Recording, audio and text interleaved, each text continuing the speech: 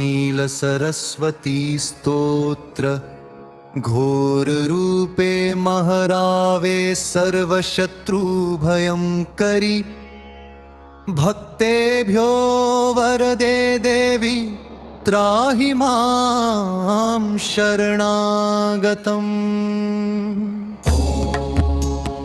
सुरासुरार्चिते देवी सिद्धगन्धर्वसेविते जड्यपापहरे देवी त्राहि मां शरणागतम्। जडाजूटसमायुक्ते लोलजिह्वान्तकारिणी द्रुतबुद्धिकरे देवी त्राहि मां शरणागतम्। सौम्यक्रोधधरे रूपे चण्डरूपे नमोऽस्तुते सृष्टिरूपे नमस्तुभ्यं त्राहि मां शरणागतम्। जडानां जडता हन्ति भक्तानां भक्तवत्सला मूढता परमे देवी त्राहि मां शरणागतम्। वह्निरूपामये देवी बलिहोमप्रिये नमः उग्रतारे नमो नित्यं त्राहि मां शरणागतम्। बुद्धिं देहि यशो देहि कवित्वं देहि देहि मे मूढत्वं च हरे देवी त्राहि मां शरणागतम्।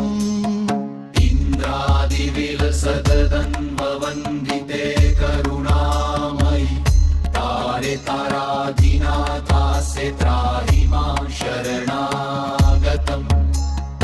अष्टभ्यां च चतुर्दशां नवम्याय पठेन्नन षण्मासे सिद्धिमानोति नात्र कार्या विचारणा। मोक्षार्थी लभते मोक्षं धनार्थी लभते धनम् विद्यार्थी लभते विद्यां विद्यां तर्कव्याकरणादिकम्।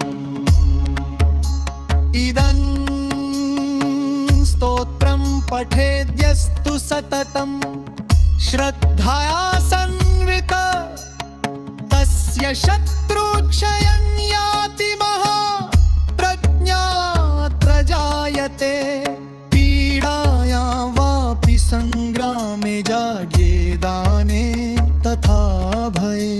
य इदं पठति स्तोत्रं शुभं तस्य न संशयम् इति प्रणम्य स्तुत्वा च योनिमुद्राणि प्रदर्शयेत् इति नीलसरस्वती स्तोत्रं सम्पूर्णम्।